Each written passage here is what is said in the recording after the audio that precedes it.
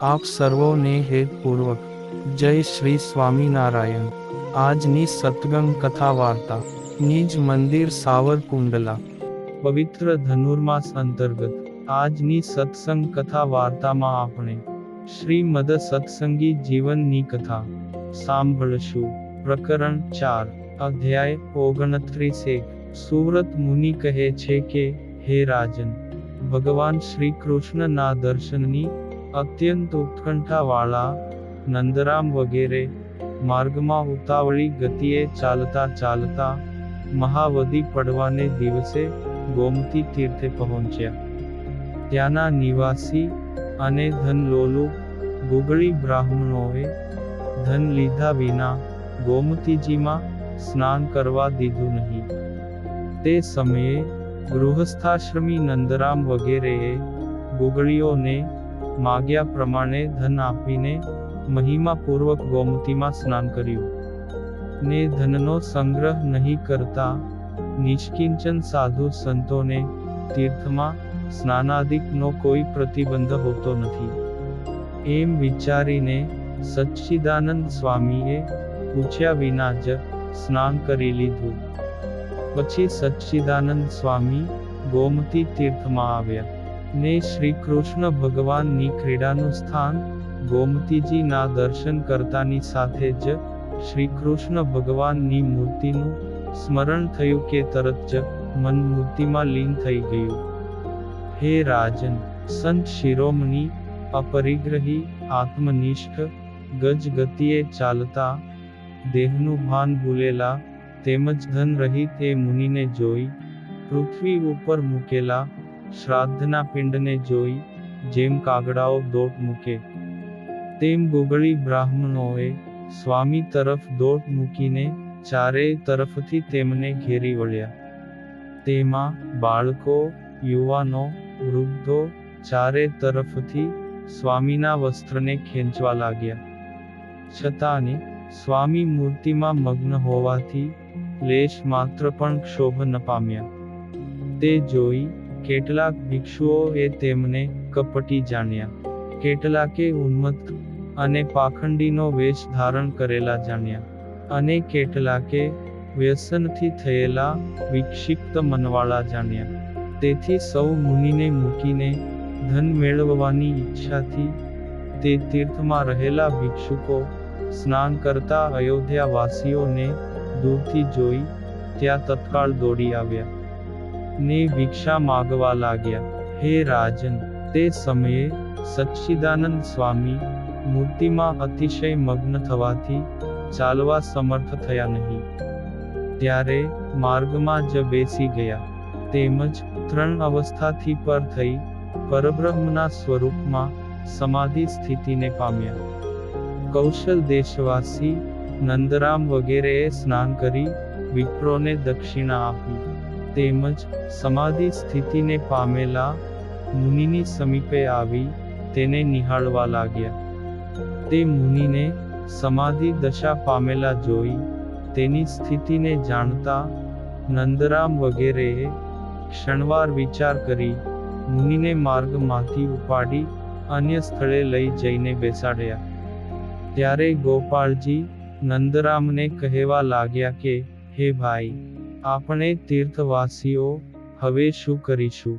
ત્યારે વળી મંછારામ પણ કહેવા લાગ્યા કે, આ સમાધિની સ્થિતિ પામેલા સંતને આપણે કેમ લઈ જઈશું? અથવા અહીં એને છોડીને કેમ જઈશું? તેથી આપણે અહીં જ રહીએ એવું મને લાગે છે। તે સાંભળીને ગોપાળજી તેમને કહેવા લાગ્યા કે, આ સંતની સ્થિતિ હું જાણું છું। આ સંત મહાસમાધિ નિષ્ઠ છે। એમની સમાધિ બહુ જ ગાઢ હોય છે। એ તો 3 દિવસ, 5 દિવસ કે 10 દિવસ સુધી સમાધિમાં રહે છે અને ક્યારેક તો 15 દિવસ સુધી પણ સમાધિમાં બેસી રહે છે। આમ તેમની સમાધિનો કોઈ નિયમ નથી એ હું જાણું છું। હે રાજન, તે સમયે નંદરામ કહેવા લાગ્યા કે, આપણે યાત્રા કરીને 8-9 દિવસે તત્કાળ પાછા ફરીશું। પૃથ્વી પર કોઈ પણ તીર્થમાં સાધુઓને ચિંતા હોતી નથી. તેથી જ પ્રાચીન મહર્ષિઓએ તીર્થોને સાધુઓનું ઘર કહ્યું છે.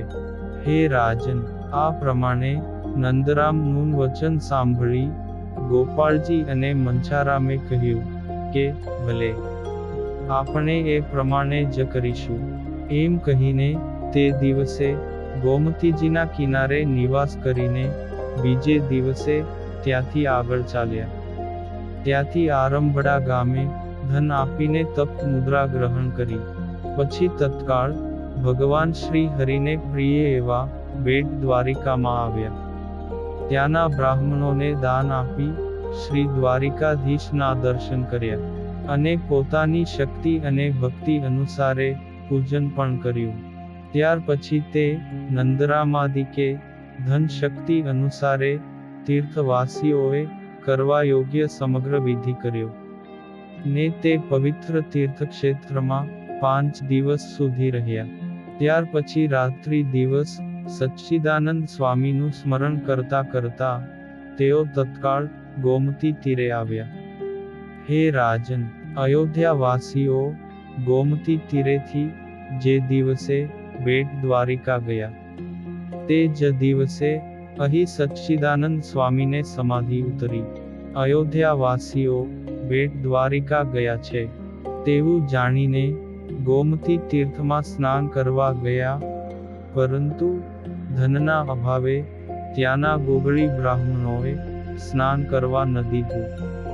ધનનો સ્વીકાર ને સ્ત્રીનો સ્પર્શ કરતા નથી એવા આ સાધુ સ્વામિનારાયણના શિષ્ય છે એવું જાણ્યા પછી ઈર્ષાને લીધે તીર્થમાં રહેનારા કોઈએ પણ તેમને ભોજન માટે અન્ન પણ ન આપ્યું.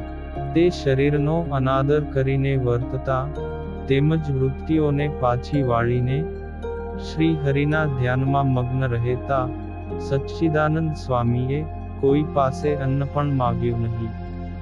તેથી ગોમતી તીરે જ તેમને 3 દિવસના ઉપવાસ થયા.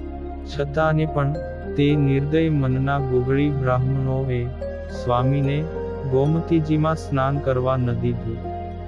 હે રાજન, ત્યાર પછી ક્રોધ અને આહાર ઉપર જેમણે વિજય મેળવ્યો છે તેવા સચ્ચિદાનંદ સ્વામી જેવી શ્રી હરિની ઈચ્છા એમ જાણીને ત્યાંથી આગળ ચાલ્યા ને આરંભડા ગામે આવ્યા. ત્યાં ભૂખનું દુઃખ સહન ન થવાથી રુદન કરી રહેલા કેટલાક સ્વભાવે ગરીબ, કેટલાક ધનથી ગરીબ, કેટલાકનું ધન ચોરોએ લૂંટી લીધું હોવાથી નિર્ધન એવા લોકો છાપો લેવા માટે ચારે તરફ આક્રંદ કરી રહ્યા હતા.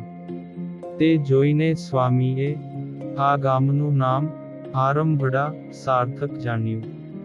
આ એટલે ચો તરફ સર્વત્ર અને રંભડા એટલે આક્રંદ. આમ ચો તરફ રુદન થતું હોય તેને આરંભડા કહે છે. હે રાજન, સ્વામીએ તે ગામમાં કેટલાક લોકોને 2 દિવસ ને 3, 5, 6 દિવસના ઉપવાસી પણ જોયા. ભૂખના દુઃખથી કૃશ ઉદરવાળા અને અતિશય લંઘાયેલા મુખવાળા રાંગ અને રુદન કરતા વૃદ્ધો અને બાળકો, તેમજ ભૂખથી જેના પેટ ચોંટી ગયા છે અને શ્વાસ માત્ર બાકી રહ્યો હોય તેવા નીચે પડેલા અને ચેષ્ટા રહિત તેવા ઘણા સ્ત્રી પુરુષોને પણ જોયા. વનના માર્ગમાં ચોર દ્વારા જેમનું ધન લૂંટાયેલું છે એવા અને ભૂખથી અતિકૃશ શરીરવાળા લોકોને સ્વામીએ જોયા. તથા વિપ્ર અને સાધુઓને તપ્તમુદ્રા આપવાનો અધિકાર જમાવી બેઠેલા ગોગળી બ્રાહ્મણોને પણ જોયા. અને ધન પ્રાપ્તિ માટે અતિશય પીડા પામેલા મનુષ્યોને પણ સ્વામીએ જોયા. ઉપવાસના દુઃખથી અસ્પષ્ટ વાણી બોલી શકતા અને ગામના અન્ય જનોથી ગાળો વગેરે અપશબ્દોથી તિરસ્કાર પામેલા ને વારંવાર સોગન ખાતા કે હે ભાઈ, મારી પાસે સાચે જ ધન નથી ઇત્યાદિક અનેક પ્રકારના સમ ખાતા અને છાપો માટે કરગરતા નિર્ધન લોકોને સ્વામીએ જોયા ને પોતે ખૂબ જ દુઃખ પામ્યા. અને હવે પછીની કથા વાર્તા આપણે આગળના ભાગમાં સાંભળશું. અત્યારે આપ સર્વોને ભાવથી જય શ્રી સ્વામિનારાયણ.